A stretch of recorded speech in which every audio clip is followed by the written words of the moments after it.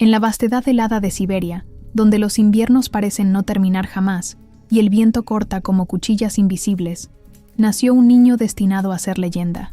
Su nombre, Grigori Yefimóvich Rasputín.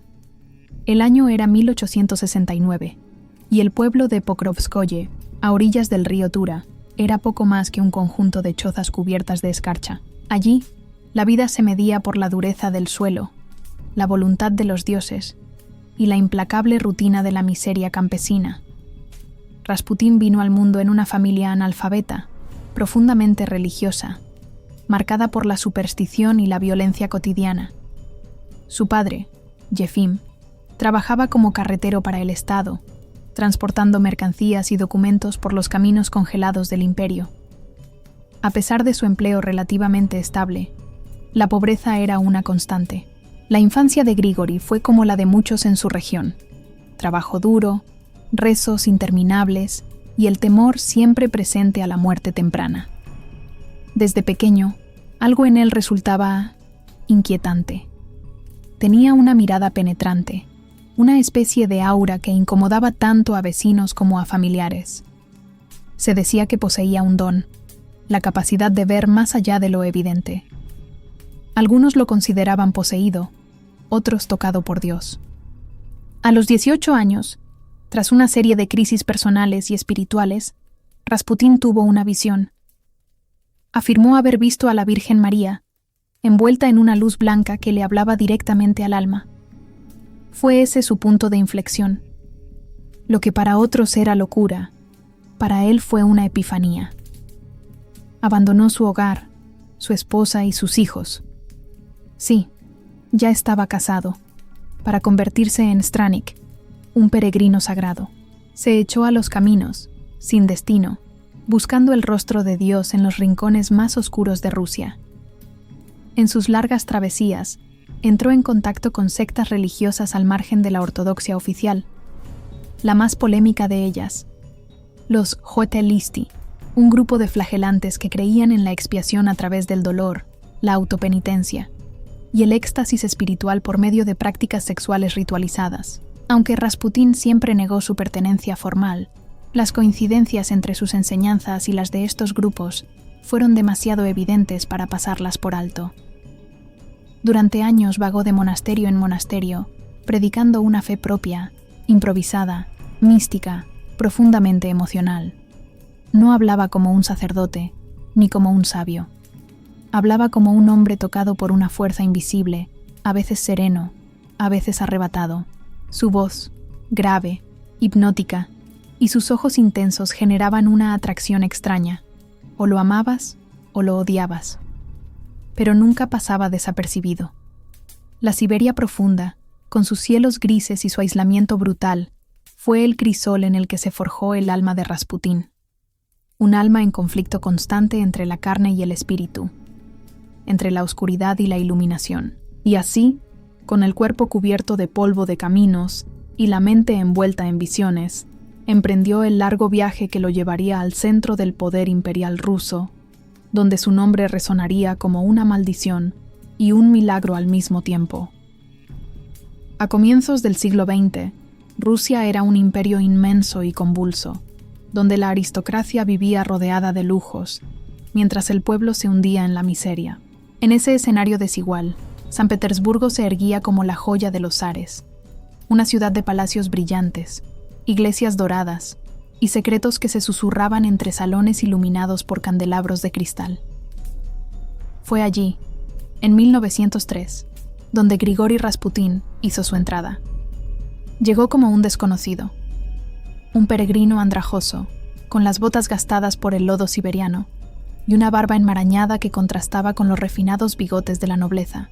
Pero lo acompañaba algo más poderoso que el linaje: su reputación. Los rumores lo precedían. Se decía que curaba con la mirada, que adivinaba pensamientos, que su palabra calmaba tormentas interiores. No tardó en llamar la atención del obispo Teófanes, un influyente clérigo con acceso directo a la élite eclesiástica y cortesana. Teófanes quedó fascinado por el carisma de Rasputín. Le abrió las puertas de los salones privados de San Petersburgo donde las condesas lo miraban con una mezcla de devoción y deseo, y los sacerdotes lo toleraban con creciente recelo. Fue en esos círculos donde conoció a las grandes duquesas Militza y Anastasia de Montenegro, místicas fervientes, obsesionadas con lo esotérico, lo oculto, lo sobrenatural. Ellas serían su puente hacia el corazón más inaccesible del imperio, la familia Románov. En 1905, apenas 2 años después de su llegada, Rasputín fue presentado a los zares. Nicolás II, el emperador, era un hombre de carácter débil, inclinado a la resignación. Pero su esposa, Alejandra Fiodorovna, era distinta. De origen alemán, convertida al cristianismo ortodoxo, profundamente espiritual, sensible y atormentada. Su mayor herida tenía nombre: Alexei, el zarevich, el único heredero varón al trono.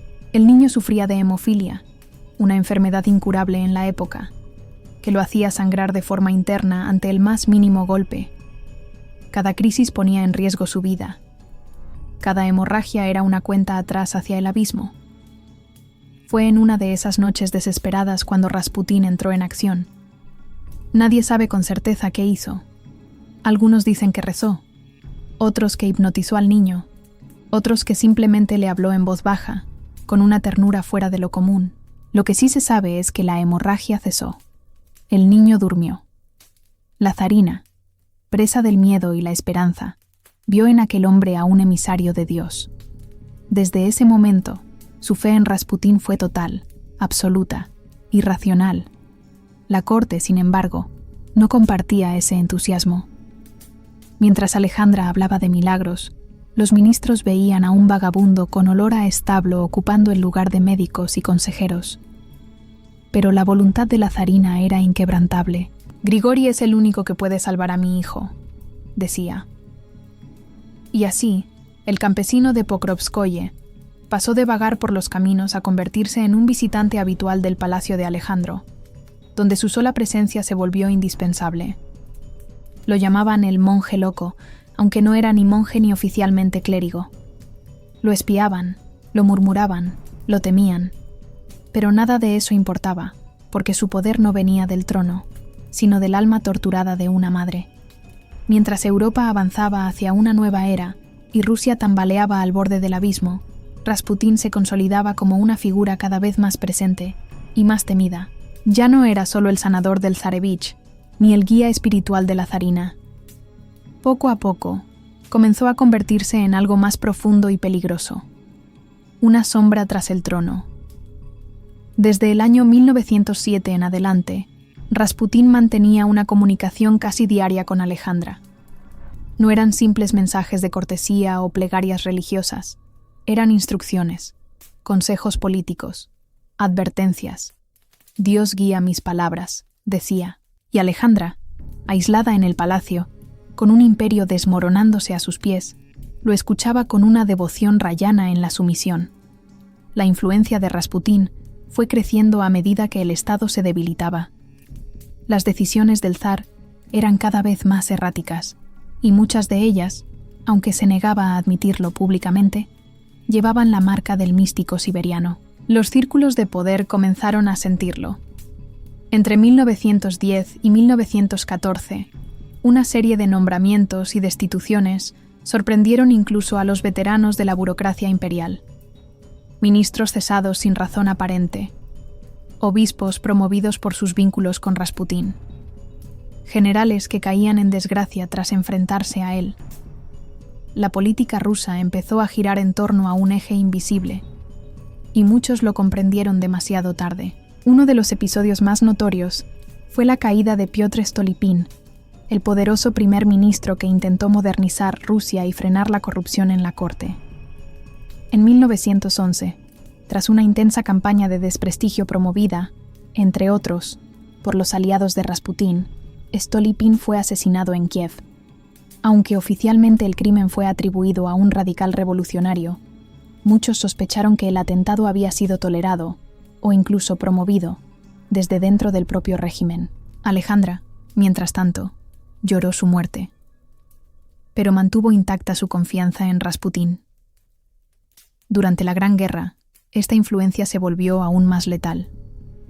Nicolás II, incapaz de resistir la presión, fue persuadido por su esposa y, a través de ella, por Rasputín, de asumir personalmente el mando del ejército en 1915. Fue una decisión fatídica. Al partir al frente, el zar dejaba el gobierno en manos de Alejandra y de su confidente sagrado. A partir de entonces, Rasputín no solo intervenía en asuntos religiosos o médicos. Su mano alcanzaba los despachos de ministros, los archivos militares, los recursos del Estado. Boris Sturmer, su aliado y protegido, fue nombrado primer ministro. Su gabinete era una extensión de la voluntad de Rasputín. Decisiones cruciales eran tomadas entre rezos, susurros y cartas escritas con caligrafía temblorosa, dictadas por la zarina bajo la guía divina de su amigo. Mientras tanto, en las calles, el pueblo moría de hambre. El frente de batalla era un cementerio al aire libre, y en los salones dorados del palacio, Rasputín seguía su ascenso, rodeado de murmullos, alcohol, velas encendidas y una creciente sensación de que el fin estaba cerca. Pero ningún ascenso puede evitar su sombra. Y en el caso de Rasputín, la sombra era densa, escandalosa, implacable. A medida que crecía su poder, también lo hacía el escándalo que lo rodeaba. Lo que alguna vez fue un secreto murmurado en los corredores del palacio, se volvió tema de conversación en cafés, periódicos clandestinos y reuniones aristocráticas. La figura del santo se desdoblaba ante los ojos de Rusia y se convertía en un monstruo para muchos. Rasputín no ocultaba sus excesos. Muy por el contrario, los exhibía con una especie de impunidad orgullosa. Lo veían en restaurantes como el célebre Yar, en Moscú, rodeado de bailarinas, músicos, vino y prostitutas. Gritaba, reía, bailaba como un poseso, mientras los comensales miraban entre la incredulidad y la repulsión. Todo está permitido si el alma es pura, decía, justificando su vida libertina como parte de una espiritualidad superior. Una lógica que tomaba elementos de sectas como los Horalisti. Primero caer en el pecado para luego alcanzar la redención. Se hablaba de orgías místicas, de sesiones secretas en habitaciones oscuras con mujeres de la nobleza, donde se mezclaban rezos, lágrimas y placer carnal. Muchos nobles, incluso algunos ministros, enviaban a sus esposas e hijas a visitarlo en busca de sanación o consuelo, y regresaban trastornadas, devotas o simplemente humilladas. Su magnetismo era innegable, casi patológico. La Iglesia ortodoxa, al principio cautelosa, comenzó a perder la paciencia. En 1911, el obispo Hermógenes, quien alguna vez fue amigo de Rasputín, le presentó un informe devastador al Santo Sínodo. Lo acusaba de herejía, corrupción, manipulación sexual y uso blasfemo de símbolos cristianos. Lo llamaban el anticristo de la corte, el nuevo Judas. Pero la zarina lo protegía con fiereza, como si se tratara de un miembro de su familia. Él sufre por nosotros, decía. Él ve lo que los demás no pueden ver. Sin embargo, no todos estaban dispuestos a tolerar lo intolerable. En 1914, mientras el imperio entraba en guerra, Rasputín viajó de regreso a Siberia. Allí, en su tierra natal, fue atacado por una mujer que, paradójicamente, también lo había seguido con devoción. Su nombre era Gina Guseva, discípula del exmonje Iliodor, uno de los más feroces enemigos de Rasputín. Lo esperó afuera de su casa. Cuando él salió, ella se acercó tranquilamente y, sin previo aviso, le hundió un cuchillo en el abdomen, gritando: «Muerte al anticristo». Rasputín cayó al suelo, con las tripas expuestas, agonizante, pero no murió. Durante semanas, estuvo al borde del colapso. Se recuperó lentamente, con fiebre, delirios y visiones. La noticia recorrió Rusia como una llamarada. Algunos celebraron, otros se aterrorizaron. ¿Cómo era posible que hubiera sobrevivido?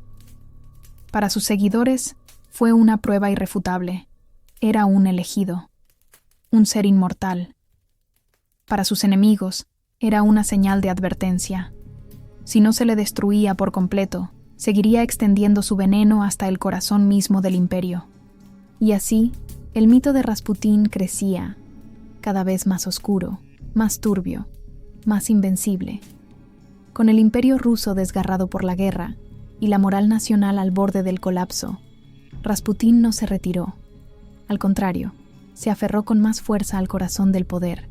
Mientras el frente oriental se convertía en una carnicería interminable y las ciudades rusas sufrían escasez de pan, combustible y esperanza, las decisiones más importantes del Estado eran discutidas entre cartas desesperadas, visiones místicas y susurros de pasillos en Tsarskoye Seló, el palacio privado de la familia imperial.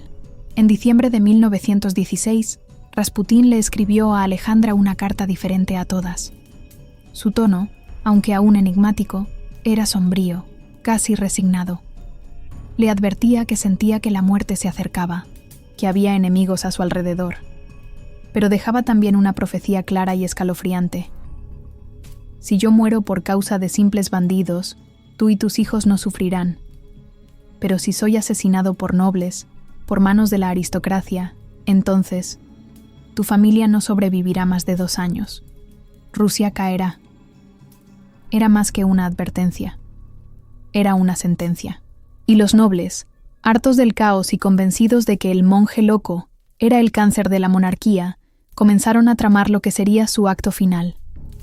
El príncipe Félix Yusupov, joven, rico y excéntrico, reunió a un pequeño círculo de conspiradores. Entre ellos estaban el político ultraconservador Vladimir Purishkevich y el gran duque Dmitri Pavlovich, primo del zar.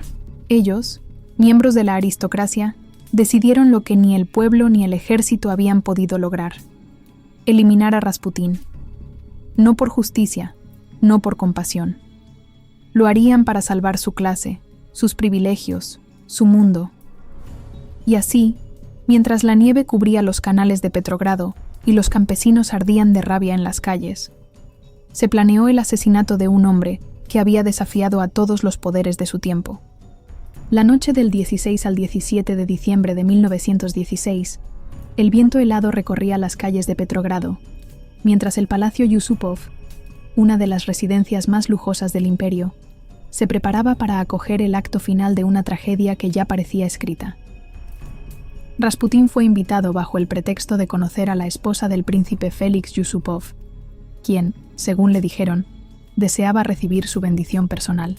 En realidad, todo estaba dispuesto como una trampa cuidadosamente coreografiada. Lo condujeron al sótano del palacio, donde habían preparado una mesa con pasteles y vino dulce. Ambos estaban impregnados de cianuro, una dosis suficiente para matar a varios hombres. Rasputín comió con apetito. Bebió, rió, conversó, y no mostraba el menor signo de intoxicación. Los conspiradores, escondidos en la planta alta, esperaban impacientes. Nada sucedía. El veneno parecía no surtir efecto.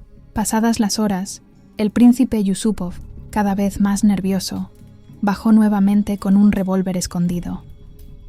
En un momento de tensión creciente, apuntó al pecho de Rasputín y disparó a quemarropa.